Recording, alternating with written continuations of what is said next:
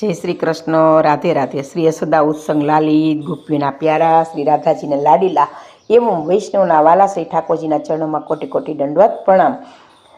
सर्वे मारा वाला वैष्णव ने जय श्री कृष्ण। हवे वाला वैष्णव, आज आपणे श्रीमद भागवत रहस्यनो स्कंद 10 विषे पुष्टि प्रसंग करीशुं कि श्री कृष्ण शरणमम के जे मने जमाड़े छे ने ते समस्त ब्रह्मांड ने जमाड़े छे। आ विषे आपणे वाला वैष्णव पुष्टि प्रसंग करीशुं कि तमारा जीवन में श्री कृष्ण गौण बने अने काम सुख प्रधान बने एटले अवड़े मार्गे तमारुं गाडुं जाए ने जाए निश्चित वाला वैष्णव समझो। तो भगवान तमारा संसार रूपी गाडा ने ठोकर मारशे ने मारशे ज, कारण के गाडा नीचे श्री कृष्ण ने राखशो तो सक्टासुर गाडा पर चढ़ी बेसशे। काम तो सक्टासुर छे, दही दूध तो ए विषयोनो प्रतीक छे। जेना जीवन में श्री कृष्ण गौण छे ने तेना गाडा पर सक्टासुर चढ़ीने बेसे ज छे। એટલે શ્રી કૃષ્ણને વાલા વૈષ્ણવ આપણે નજીક રાખી, પ્રિય રાખી અને મુખ્ય ગણીએ તો ક્યારેય આવા આસુરો હેરાન કરતા નથી। હવે દાંપત્ય જીવનનું એક ઉદાહરણ લઈએ કે દાંપત્ય જીવનમાં ધર્મ વાલા વૈષ્ણવ મુખ્ય છે।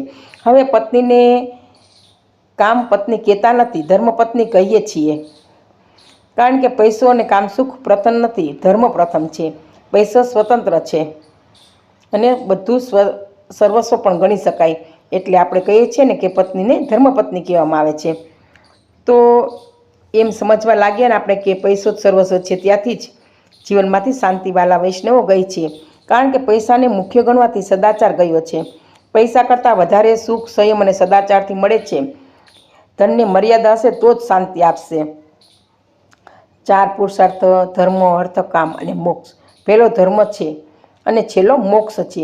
હવે ધર્મ અને મોક્ષની વચ્ચે અર્થ અને કામ વાલા વૈષ્ણવ રહેલા છે, એટલે કે અર્થ અને કામ મતલબ ધર્મ અને મોક્ષની મર્યાદામાં રહીને મેળવવા જોઈએ।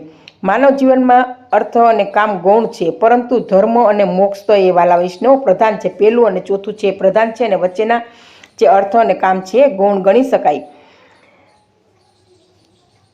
એટલે અર્થ અને કામને ગુણ ગણવા જોઈએ, ધર્મ અને મોક્ષને પ્રધાન ગણવું જોઈએ, તો જ તમારું જીવન રૂપી ગાડું છે એ અદગતિ રૂપ ખાડામાં જો ગુણ માનશો તો જશે। જીવનમાં લૌકિક સુખ પ્રધાન બને તો ગાડું ઉથલે, પરંતુ સક્તાસુર છાતી પર ચડી ન બેસે તેનો ઉપાય છે વાલા વૈષ્ણવ કે એક સંતના મત પ્રમાણે સક્તાસુર લીલા કરી ત્યારે ભગવાન 108 દિવસના હતા। તમારી છાતી પર સક્તાસુર એટલે કે કામ, ક્રોધ, લોભ વગેરે ચડી બેસે ને ત્યારે 108 મણકાની માળા હાથમાં લેવી અને ભગવાનના નામની માળા ફેરવવી।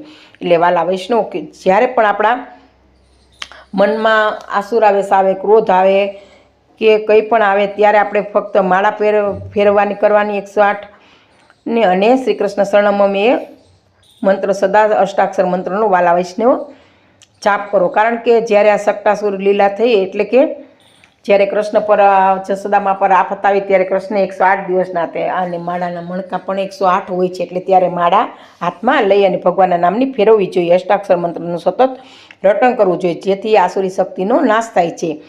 મનુષ્ય લૌકિક વ્યવહારને પ્રાધાન્ય આપે છે અને શ્રી કૃષ્ણને જીવનમાં ગૌણ બનાવે તો સક્તાસુર સંકટ આપે, કામ, ક્રોધ, લોભ વગેરે પણ આવે છે। ગાડા પર શ્રી કૃષ્ણને રાખો, શ્રી કૃષ્ણને જીવનમાં પ્રાધાન્ય આપો તો સક્તાસુર કદી નહીં આવે। કેટલાક કહેશે યુવાનીમાં કથા સાંભળી નહીં અને આ કામ માટે સક્તાસુર હવે ગાડા પરથી નીચે ઉતરતો નથી।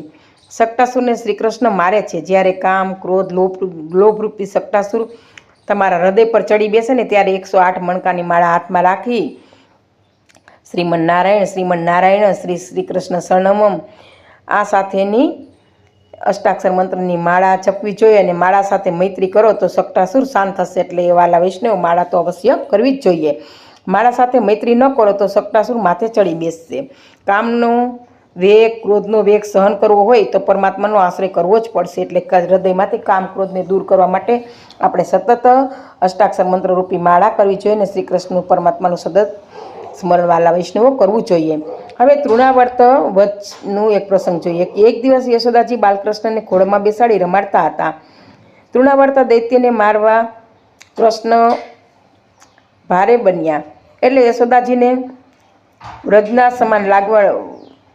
વજ્ર સમાન લાગવા માંડ્યા, એટલે યશોદાજી કૃષ્ણને તો ત્યાં મૂકી અને ઘરકામમાં લાગ્યા। હવે તે વખતે તૃણાવુત છે વંટોળિયાનું રૂપ લઈને આવ્યો, શ્રી કૃષ્ણનું હરણ કરી આકાશમાં લઈ ગયો। ભગવાન ભારે બન્યા, તેને પકડ્યો એટલે તૃણાવર્તના પ્રાણ તો વાલા વૈષ્ણવો ઉડી જ ગયા, કારણ કે કૃષ્ણે પણ ડબલ શક્તિ લગાડી તૃણાવર્તને હરિઓમ તત્સ કરી નાખ્યું. રજોગુણનું ચક્કર એ તૃણાવર્ત છે.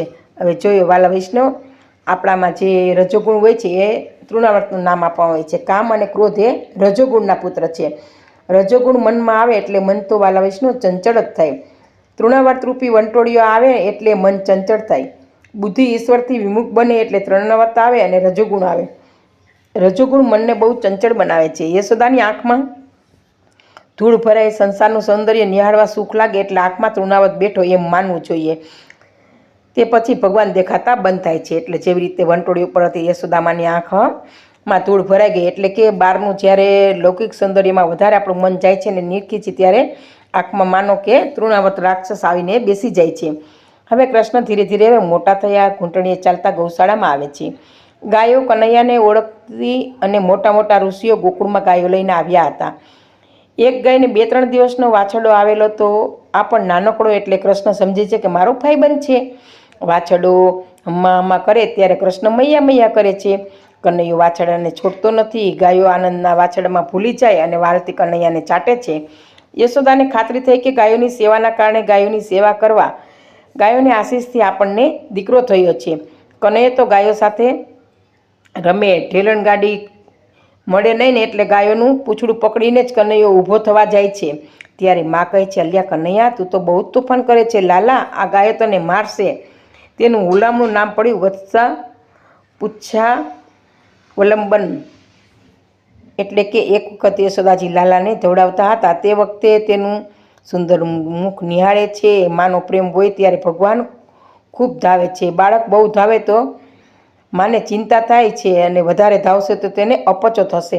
એટલે વાલા વૈષ્ણવ, જ્યારે પ્રેમ હોય છે ત્યારે ફીડિંગ કરતું બાળક હોય છે તો માને વધારે દૂધ આવે છે, વધારે પ્રેમ આવે છે અને બાળક પણ વધારે ફીડિંગ કરે છે. તો જ્યારે કૃષ્ણ પણ જશોદામાને કૃષ્ણનું મુખ નિહાળી ખૂબ આનંદ થાય છે ને તો કૃષ્ણ પણ ખૂબ જ વધારે ધાવે છે. તો જશોદામાને પણ એમ થાય છે કે આ મુખ તો નથી અને અપચો થઈ જશે તો. વૈષ્ણવના હૃદયમાં બહુ પ્રેમ ન ઉભરાય ત્યાં સુધી પરમાત્માને ભૂખ લાગતી જ નથી. એટલે વાલા વૈષ્ણવો, જો આપણા હૃદયમાં ખૂબ જ પ્રેમ પ્રભુ પ્રત્યે હશે, પ્રેમનો ઉભરો જ્યારે આવશે ને ત્યારે જ પરમાત્મા આપણે સાથે રહેશે. એટલે કે નાથ, હું તમને જમાડી શકું, તમે જગતને જમાડનાર છો, પરંતુ મેં સામગ્રી તમારા માટે બનાવી છે. નાથ, તેનો સ્વીકાર કરો.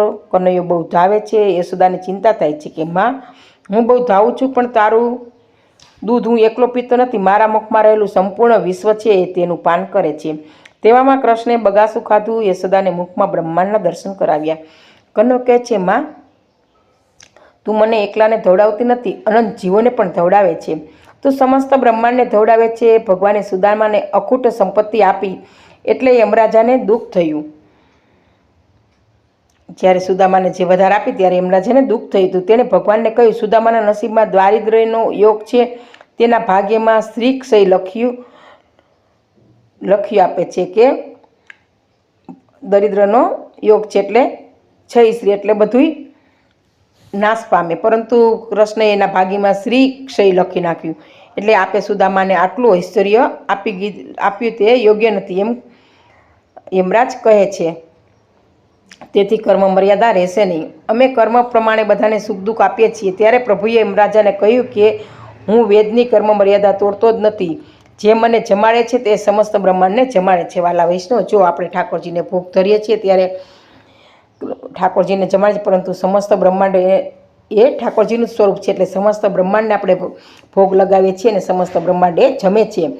મુઠ્ઠી પૌવા આપી સુદામાએ મને જમાડ્યો છે. જે શ્રી કૃષ્ણને જમાડે તે જગતને જમાડે છે અને તેને નામે તેટલું પુણ્ય જમા થાય છે. ભગવાન કર્મની મર્યાદા ક્યારેય તોડતા જ નથી. વાલા વૈષ્ણવો, જુઓ, યશોદામાને પ્રભુએ કહ્યું, માં, તું મને તૃપ્ત કરતી નથી, સમસ્ત બ્રહ્માંડને તું તૃપ્ત કરે છે. એટલે તે પછી ગર્ગાચાર્ય પણ નામકરણ સંસ્કારની વિધિ કરવા આવે છે. સંસ્કારથી મન છે એ શુદ્ધ થાય છે. વાલા વૈષ્ણવ, વસ્તુમાં રહેલા દોષ સંસ્કાર કરવાથી દૂર થાય છે. એટલે ક્યારે કોઈ વસ્તુમાં દોષ રહી ગયેલા હોય ને તો એ આ સંસ્કાર કરવાથી બધા દોષ પણ વાલા વૈષ્ણવો દૂર થાય છે. તો આ રીતે અહીંયા શ્રીમદ ભાગવતનું 10મા સ્કંદનું પ્રકરણ છે એ વાલા વૈષ્ણવો પૂરું થાય છે. આ પ્રસંગ કહેવામાં મારી કંઈ ભૂલ રહી ગઈ હોય તો પુષ્ટિ રસની દાસીને ક્ષમા આપશો જી. સર્વે વાલા વૈષ્ણવને જય શ્રી કૃષ્ણ, જય શ્રી કૃષ્ણ.